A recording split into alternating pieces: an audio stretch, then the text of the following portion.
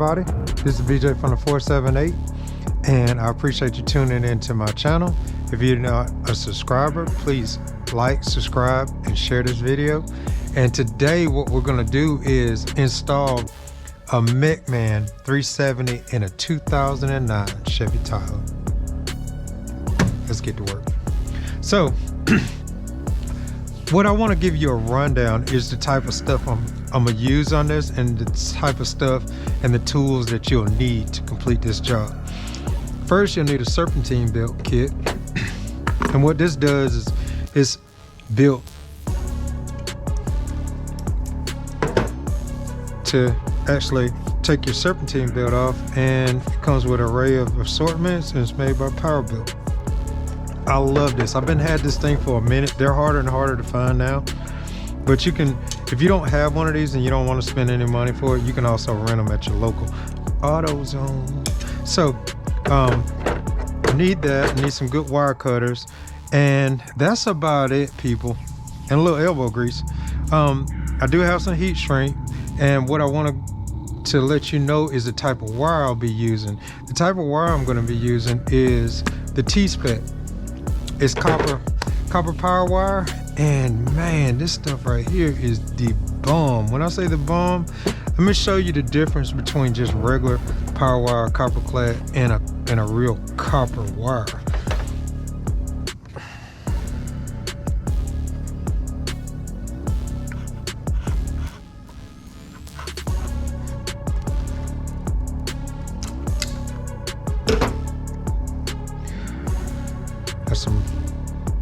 Now that's wire. This right here, not bad. I mean, everybody's got a preference. This right here is like $7 a foot versus something that's like $2 a foot. And you already know some people just, that's the option they want to go. And that wire is not bad as well. But to me, this stuff right here, this T-Spec wire is the bomb. All right, and that's what we're gonna be using today.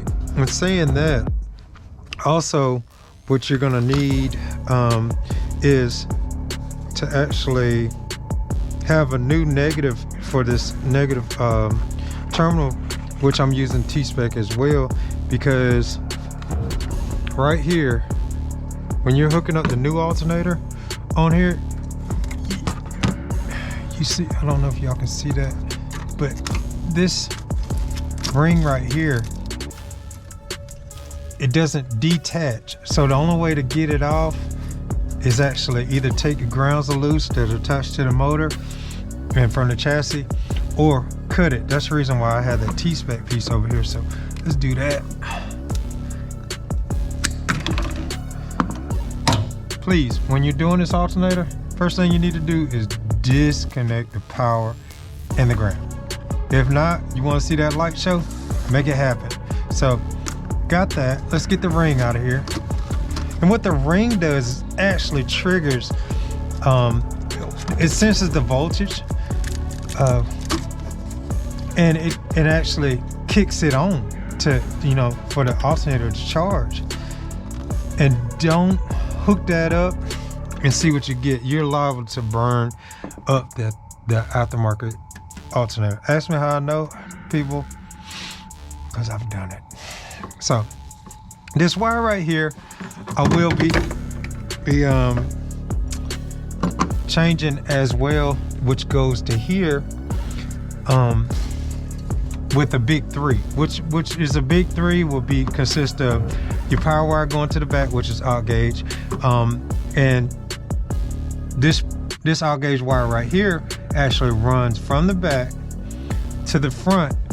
And it does not, once you add an alternator on here, a built alternator, you don't turn around and run that wire to that battery.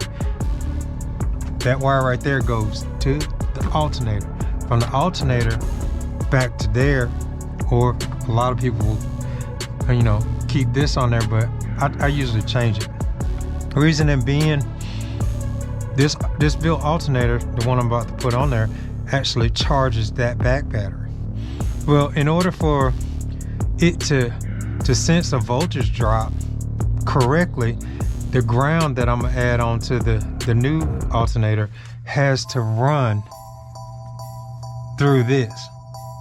It has to run through that ring. And if you don't run it through that ring, you risk a possibility of burning up the back of the alternator right there with that 10mm bolt for the power. You can burn that up. And like again, I said, ask me how I know, because I've done it, people. So this right here is the beautiful Mechman 370 amp alternator. Now, let's go ahead and install this thing. Let me show you how to take this other one out. A lot of people are like, yeah, BJ, it's just an alternator. We can take that off. That's nothing. That's everyday thing. Well, there's a lot of people out there that don't know how. So guess what? I'm gonna show you. Now, get in there. And the cool thing about these Serpentine Build tools is it makes their job so much easier. Just undo this.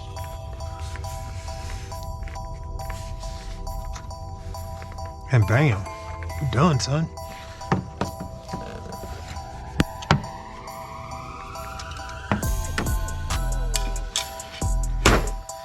All right, so do that right there like that. So, and also the nifty thing about this Serpentine kit, you got your socket right there on tap, no doubt. Let's get it done. So I'm gonna undo these bolts here, like so. Come on. Other one right here.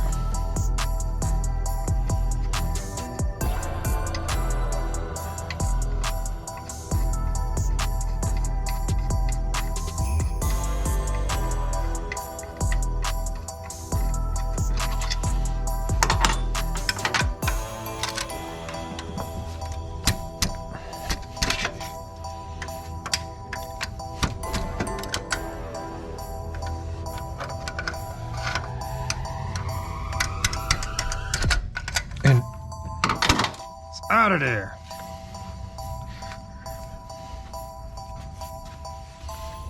Okay, what I had to end up doing was getting my sledgehammer out. I like to use a rubber mallet, but I just had to sand this down a little bit back here just so I can make sure that this alternator slides back into position where it needs to be in the alignment with this this pulley as well. So once I got that all aligned up and straight and installed, I had to break out my Husky 12-volt lithium ion, fully rechargeable, people. It's actually a new item that Home Depot has, and it's pretty nifty. It's got all the power, and it's got plenty of power. And like I say, it's lithium. It's rechargeable. You no need for a battery pack and all that good stuff. And it's got a little torque. So.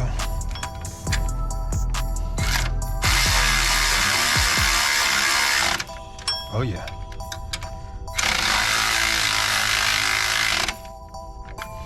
Then I'll torque these down in just a second.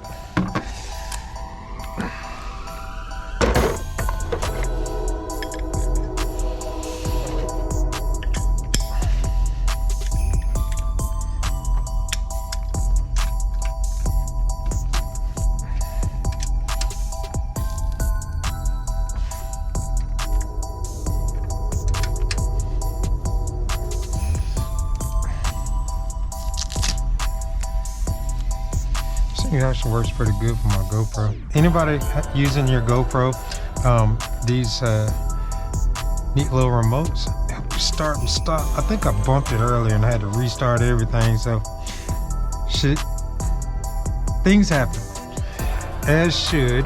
But the one thing about it is keep it moving. Now, the good thing about this alternator is it's plug and play pretty much. So it uses the factory plug. We plug it up in there. Let's put this belt back on right over here.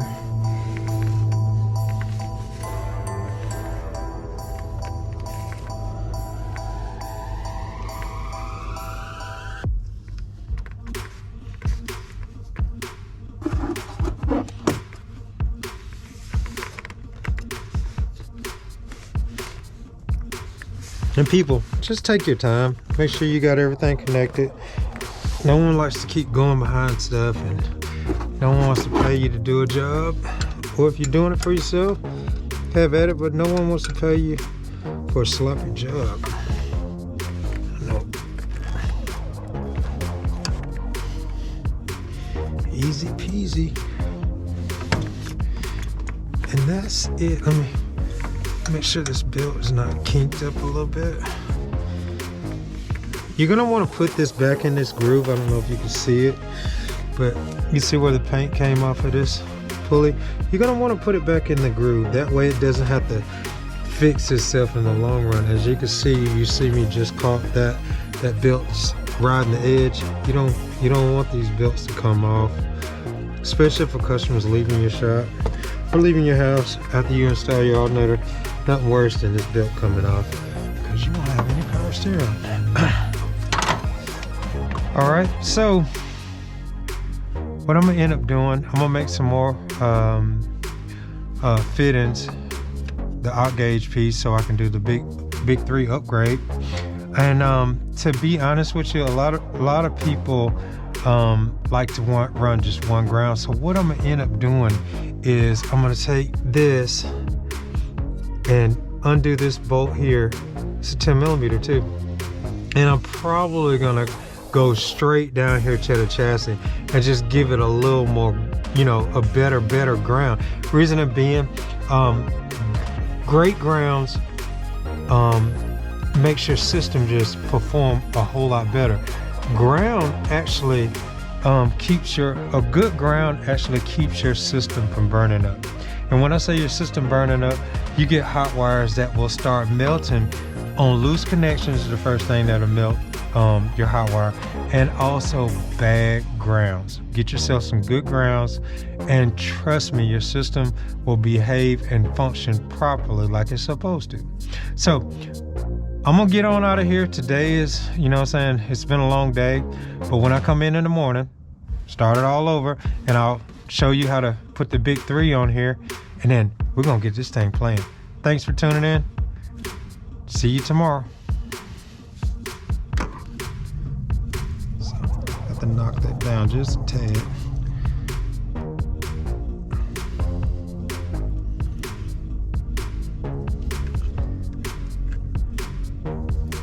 Is there something in there? Let's see. A lot of times they'll have those little rubber grommets inside it. No, ain't nothing in that. So.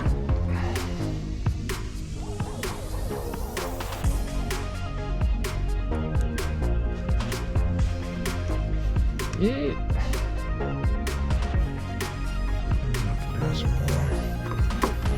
I think I should have ran some full gauge in that terminal until I got more gauge.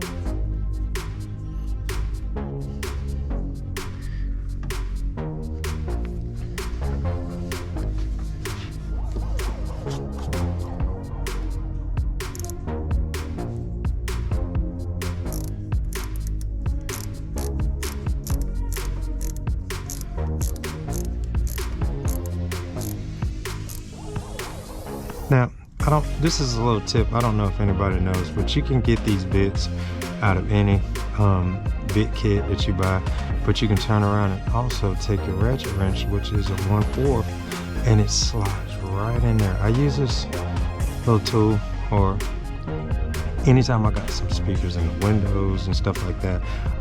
You know, sometimes, you know, you got to use your mind and think, can I get this bolt out? Because you know, a lot of times you put attachments on your drills and tools and something like that. Ratchets and stuff like that won't get in those windows. So I pick and choose my battles, people. But this worked for me right here because of the way, really I went and picked this out of my box because I had no intention on taking this bracket out. But I wanted to make sure everything was tightened up and not an issue with that. So I decided, you know what, let me just get me something in here that'll fit down inside it, and I go from there. So I just want to make sure everything is tight, not too tight, where you start stripping out, because this is, you know, aluminum pieces and the holes will strip. So get that done. I'll zip tie that up, get that out of the way. But now I'll add that battery post back on here in a minute. And now, one good thing about the reason why I was telling people I use a circuit breaker on this is because you can open and close it. So this is already connected in the rear, but this is open. You shut this makes this hot, and it's 450 amps. So that's your internal fuse right there. So right now this is not hot, and we should be good for a second anyways. So let's run this under here.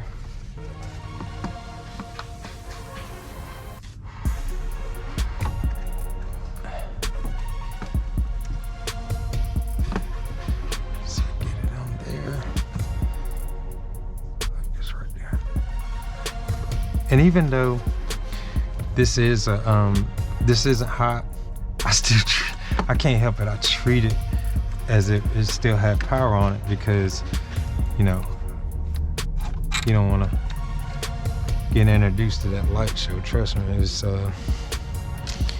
not fun. So that right there, like so. And now I can go in here and tighten this thing up, and then we can put our positive back on.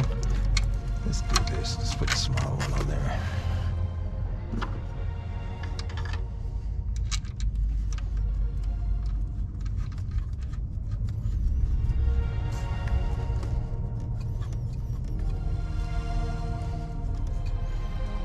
I'm gonna finger tighten this thing for a second. And I'll come back and torque everything down.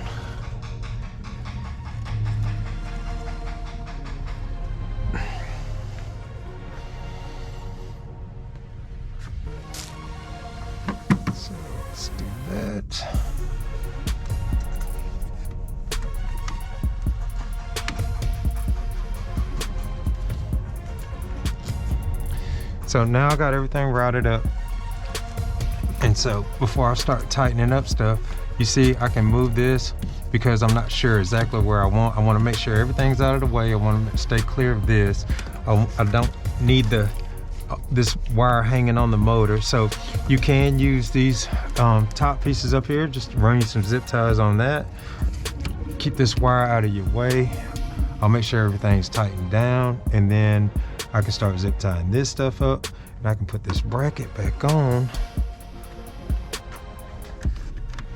and then I can make sure this is out of the way, because you don't want to zip tie wires and stuff like that to other electronic wires, because if that thing goes south and it causes to burn up or anything, because stuff happens. This is the audio world. Wires do tend to burn up, and what you want to do is you want to be safe about it and try to keep them out of the way of like these hydraulic hoses, these heater hoses, these aluminum air lines for your air conditioner. So, and this thing right here, this is the number one where a lot of people put their fuse box next to this reservoir, and man, this actually is vacuum, so you put a hole in that, man, you're gonna lose coolant, engine runs hot, then if it blows up, then guess what? They're gonna want you to buy them a motor. And trust me, if I wanted one of these cars, people, I'd buy one. I don't want to have to buy yours. So we want to do it correctly, and like I said, take your time, and make sure everything is snugged up, and then I'm gonna go ahead and put this together, and then we'll wrap it up.